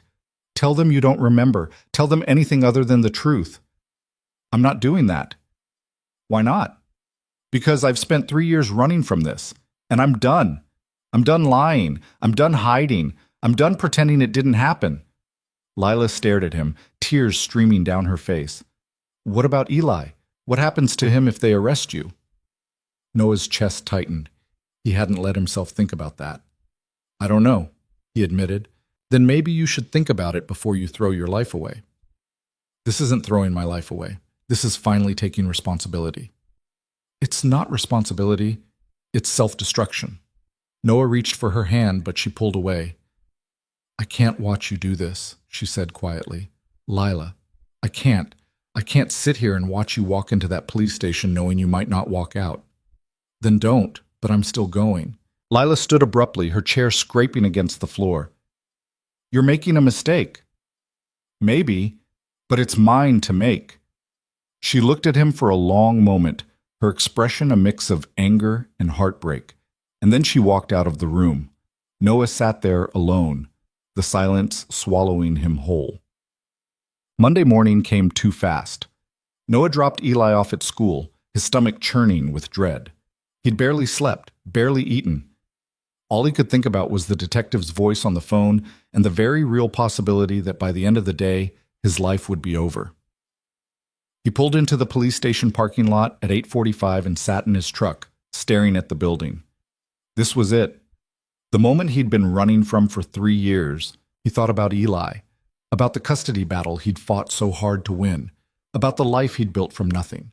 And then he thought about Lila, about the truth she deserved, about the man he wanted to be. Noah took a deep breath and got out of the truck. Inside, Detective Holloway was waiting, a man in his 50s with graying hair and sharp eyes that missed nothing. "Mr. Bennett," he said, extending a hand. "Thanks for coming in." Noah shook it, his palm sweaty. "Yeah." They walked to a small interview room and Noah sat down, his heart pounding. Holloway pulled out a file and set it on the table. "Let's cut to the chase. I know you were at the scene of Lila Hart's accident. I know you called it in. And I know you left before first responders arrived. What I don't know is why." Noah swallowed hard. "I panicked." "Why?" "Because I thought she was dead. And I had a son. A custody hearing. I couldn't afford to be involved." "So you just left her there?" "I called 911. I made sure help was coming." "But you didn't stay." "No." Holloway leaned back in his chair, studying Noah. "You know what I think? I think there's more to this story. I think you and Ms. Hart had some kind of relationship. Maybe it went bad. Maybe things got heated. Maybe—" "No." Noah's voice was firm. "It wasn't like that." "Then what was it like?" Noah took a deep breath and told him everything. The journal, the phone calls, the obsession, the night at the gas station, the crash. Holloway listened without interrupting, his expression unreadable. When Noah finished, the detective was quiet for a long moment. "That's quite a story," he said finally. "It's the truth." "Can you prove it?" "Phone records, the journal. Lila can corroborate." Holloway nodded slowly. "All right, here's what's going to happen. I'm going to verify your story. If it checks out, we'll close the case. If it doesn't—" He paused. "Well, let's hope it does." Noah exhaled shakily. "Am I free to go?" "For now." Noah stood, his legs unsteady. As he reached the door, Holloway called out, "Mr. Bennett?" Noah turned. "You did the right thing, coming in, telling the truth. That takes guts." Noah nodded, not trusting himself to speak. And then he left. Mbasmas. When Noah walked out of the police station, Lila was waiting in the parking lot. She was leaning against her car, arms crossed, her face pale. "What are you doing here?" Noah asked. "I couldn't let you do this alone." Noah's throat tightened. "I thought you were done." "I was angry, but I'm not done." She pushed off the car and walked toward him. "What happened?" "I told him everything. He's going to verify it. If it checks out, they'll close the case." "And if it doesn't?" "Then I'll deal with it." Lila looked at him for a long moment, and then she wrapped her arms around him. Noah held her tightly, his chest heaving with relief. "I'm sorry," she whispered, "for walking out, for doubting you." "You had every right to." "No, I didn't, because you're trying to do the right thing, and that's more than most people would do." Noah pulled back, looking into her eyes. "I don't know what happens next, but whatever it is, I want you there." "I'm not going anywhere," Lila said softly, and for the first time in weeks, Noah believed her. 2 weeks later, Detective Holloway called. "Case closed," he said simply. "Your story checked out. Miss Hart confirmed everything. You're in the clear." Noah sank onto the couch, relief flooding through him. "Thank you." "Don't thank me. Just don't make me regret this." "I won't." When Noah hung up, he immediately called Lila. "It's over," he said. "Really?" "Yeah, we're free." Lila let out a shaky laugh. "I can't believe it." "Me neither." "So what now?" Noah smiled. "Now we move forward." And for the first time in 3 years, Noah Bennett felt like he finally could. Moving forward turned out to be harder than Noah expected. Not because of the police investigation. That was behind them. Not because of the past. They'd faced that head-on and survived. But because building a life together required something neither of them had practiced in a long time. Trust. Real trust. The kind that didn't come with conditions or escape routes. The kind that meant showing up even when it was uncomfortable. Even when old fears whispered that running was safer. For Noah, it meant letting Lila see the parts of himself he'd spent years hiding, the mornings when he woke up convinced he was failing Eli, the nights when the weight of being a single parent felt too heavy to carry, the moments when he wondered if he was capable of being the partner she deserved. For Lila, it meant accepting that the gaps in her memory didn't define her, that the woman she'd been 3 years ago, obsessive, unraveling, desperate, wasn't who she was now. That she could choose differently, be different. Without apologizing for the past she couldn't fully remember. It was messy. There were arguments, nights when one of them slept on the couch because words had been said that couldn't be taken back. Days when the silence between them felt louder than any fight. But they stayed, and slowly, the foundation they were building started to feel solid. 6 months after the investigation closed, Noah asked Lila to move in. They were sitting on his porch, watching Eli chase fireflies in the backyard, when Noah said it. "Move in with us." Lila turned to look at him, surprised. "What?" "Move in. You're here almost every night anyway. Eli asks where you are when you're not. And He paused, searching for the right words. "I want you here. Permanently." Lila's eyes filled with tears. "Are you sure?" "Yeah, I'm sure." "What about Eli? Have you talked to him about this?" Noah smiled. "He's the one who suggested it." "He did?" "Last week. He asked why you have to go home when we all want you to stay." Lila laughed, wiping her eyes. "He said that?" Word for word. She looked out at Eli, who was now trying to catch fireflies in his hands and failing spectacularly. "I don't want to mess this up, Noah. I don't want to come in and change everything he's used to." "You won't. You already fit here. You have for a while." Lila was quiet for a moment, and then she said, "Okay." "Okay?" "Yeah, I'll move in." Noah pulled her into his arms, his chest tight with something that felt dangerously close to happiness. And 2 weeks later, Lila Hart officially became part of their lives, in a way that felt permanent. The transition wasn't seamless. Lila had her own habits, her own rhythms, and merging them with Noah's routine took adjustment. She liked the apartment warmer than Noah did. She reorganized the kitchen in a way that made sense to her, but left Noah searching for the coffee mugs every morning. She had a habit of leaving her shoes in places where Noah would trip over them. But she also made the house feel like a home. She cooked meals that weren't takeout or frozen. She helped Eli with his homework without being asked. She sat with Noah on the porch at night, her head on his shoulder, and they talked about nothing and everything until the stars came out. Eli loved having her there. He started calling her by her name instead of Dad's friend, which felt like a milestone neither Noah nor Lila had expected. He'd ask her to read him bedtime stories when Noah was working late. He'd show her his drawings and ask if she thought they were good. He'd curl up next to her on the couch during movie nights like it was the most natural thing in the world. And Lila, who'd never had a family of her own, soaked it all in like someone who'd been thirsty her whole life. But not everything was easy. One night, about 3 months after Lila moved in, Noah came home late from a job to find her sitting at the kitchen table, staring at her phone with tears streaming down her face. "What's wrong?" he asked immediately, dropping his toolbox. Lila looked up, her expression raw. "My mom called." Noah's stomach sank. Lila rarely talked about her family. He knew her parents lived on the East Coast. He knew they weren't close. But that was about it. "What did she say?" Noah asked carefully. "She's getting remarried to some guy I've never met, and she wants me to come to the wedding."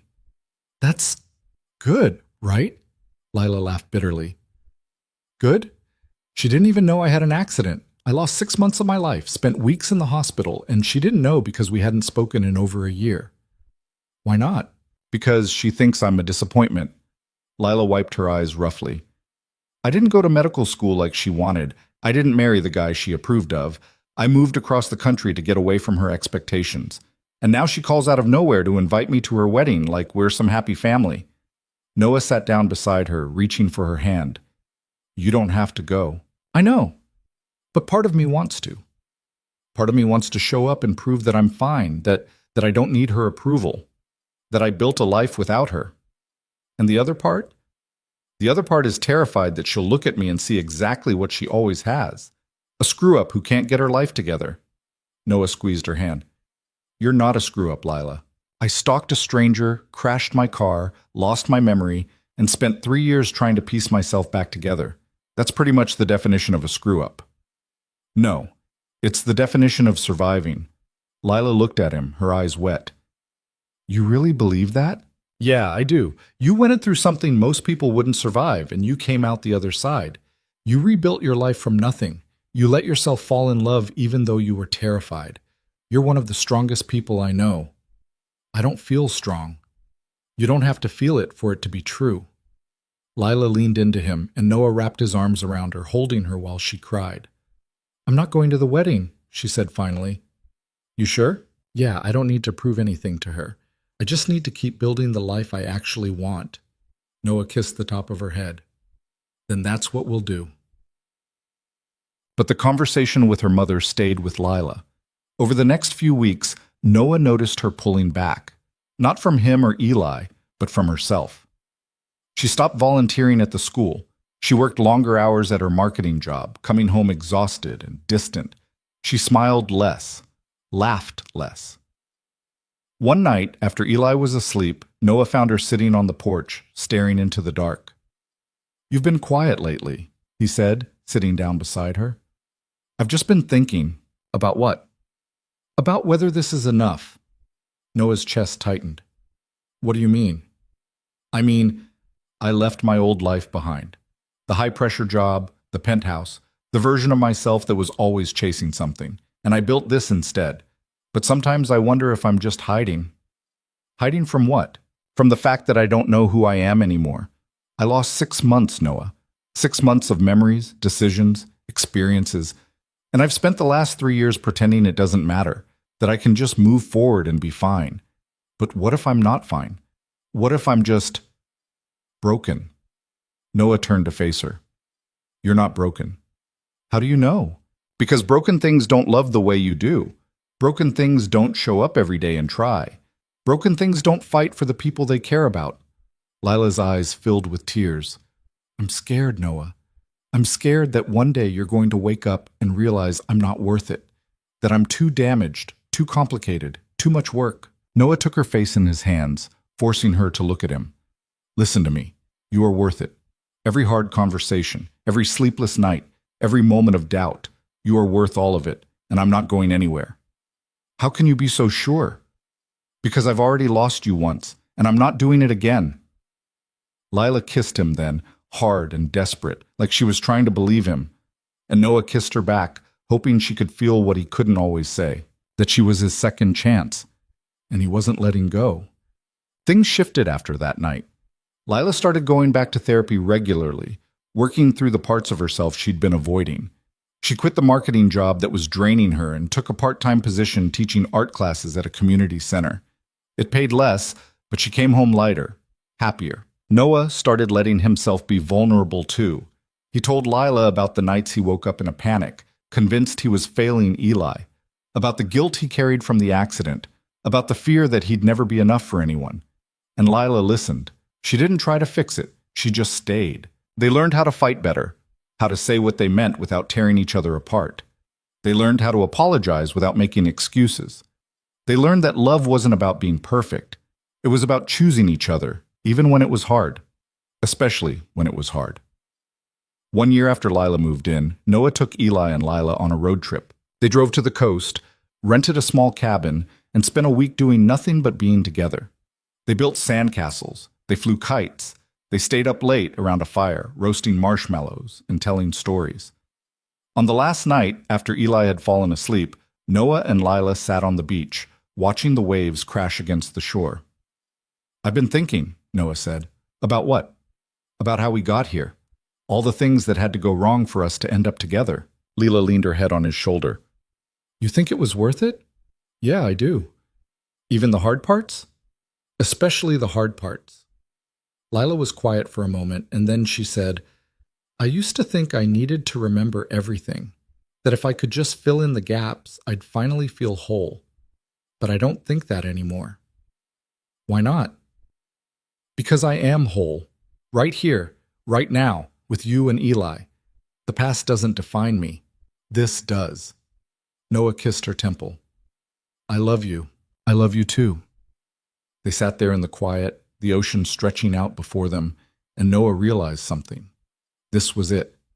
This was the life he'd been fighting for. Not perfect, not easy, but real, and that was enough. 2 months later, Noah asked Lila to marry him. He didn't plan it, didn't buy a ring or make a grand gesture. They were in the kitchen making dinner together when Eli asked, "Are you guys going to get married?" Noah froze, a knife halfway through a tomato. Lila turned to look at Eli, surprised.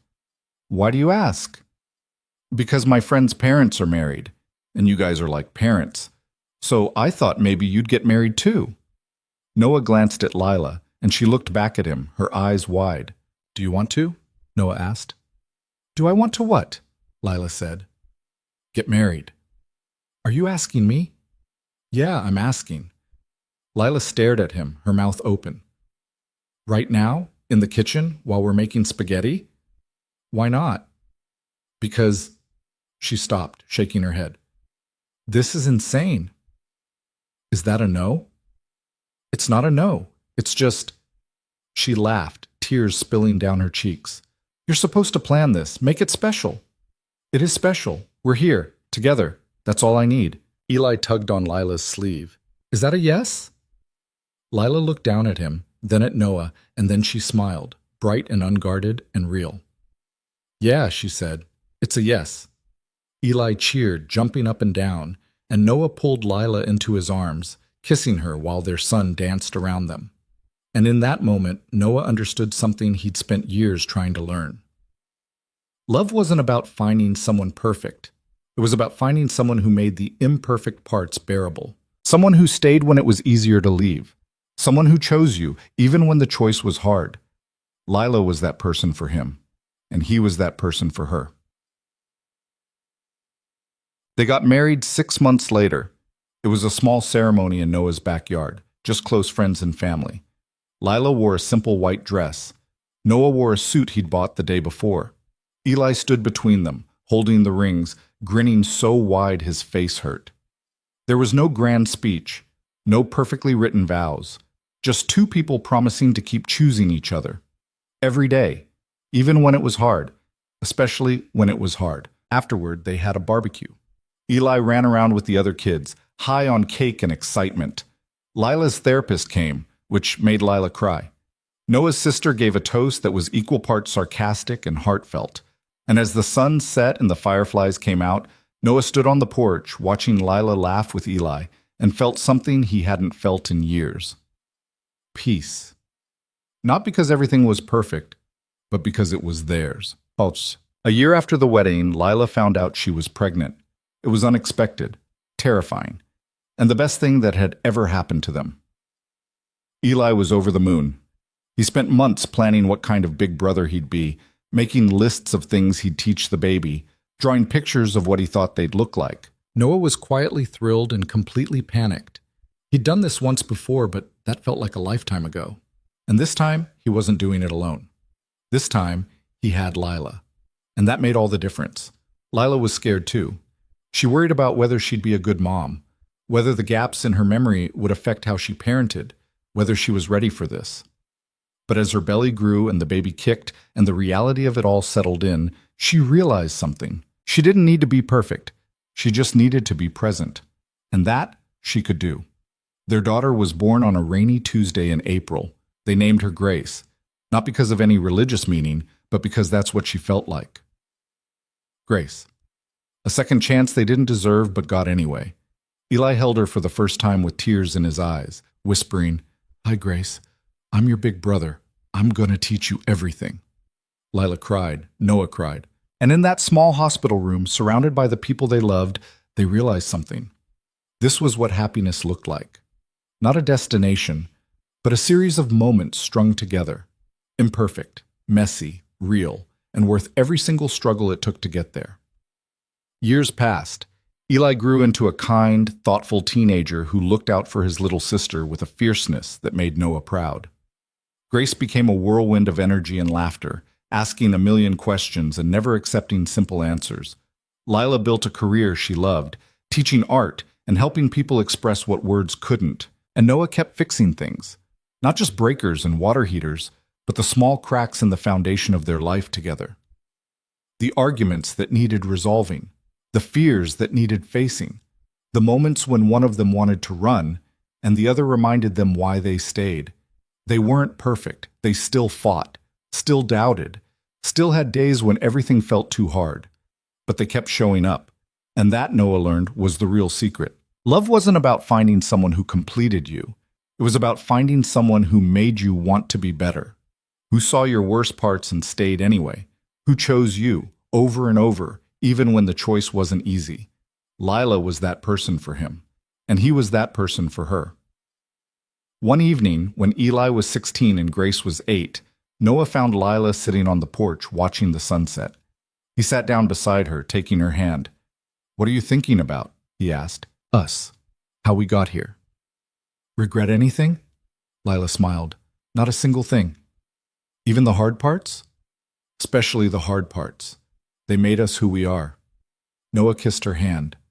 "I love you." "I love you too." They sat there in the quiet, the sounds of their children playing inside filling the air, and Noah realized something. He'd spent so many years afraid of losing what mattered, afraid of not being enough, afraid of failing, afraid of the past catching up. But somewhere along the way, he'd stopped being afraid. Not because the fears went away, but because he'd learned something more important. That life wasn't about avoiding pain. It was about finding people who made the pain worth facing. People who reminded you that even when things fell apart, you could rebuild. Stronger, better, together. Lila had taught him that, and every day he tried to teach her the same thing. That she was enough. That the gaps in her memory didn't define her. That she'd built a life worth living, not in spite of her past, but because of it. Because survival wasn't just about making it through. It was about choosing to keep going, keep loving, keep building, even when it was hard. Especially when it was hard. And that choice, that daily, deliberate choice to stay, was what made life worth living. Not the perfect moments, but the messy, complicated, beautiful ones in between. The ones where you looked at the person beside you and thought, "Yeah, this is worth it," and meant it every single time. If there's anything Noah and Lila's story teaches us, it's this. We don't get to choose what happens to us. We don't get to control the past or predict the future. We don't get to avoid pain or skip the hard parts. But we do get to choose how we respond. We get to choose whether we run or stay, whether we hide or face the truth, whether we let our mistakes define us or use them as stepping stones to something better. And sometimes, the bravest thing we can do is choose love. Not the easy kind, not the kind that comes without cost, but the kind that requires showing up, being honest, forgiving what feels unforgivable, trusting when trust feels impossible. That kind of love doesn't fix everything, but it makes everything worth fighting for. And in the end, that's all any of us can hope for. Not a perfect life, but a life worth living, with people worth fighting for. Noah found that with Lila, and Lila found that with Noah. Not because fate brought them together, but because they chose each other every day, even when it was hard, especially when it was hard. And that choice, that simple, powerful, daily choice, made all the difference.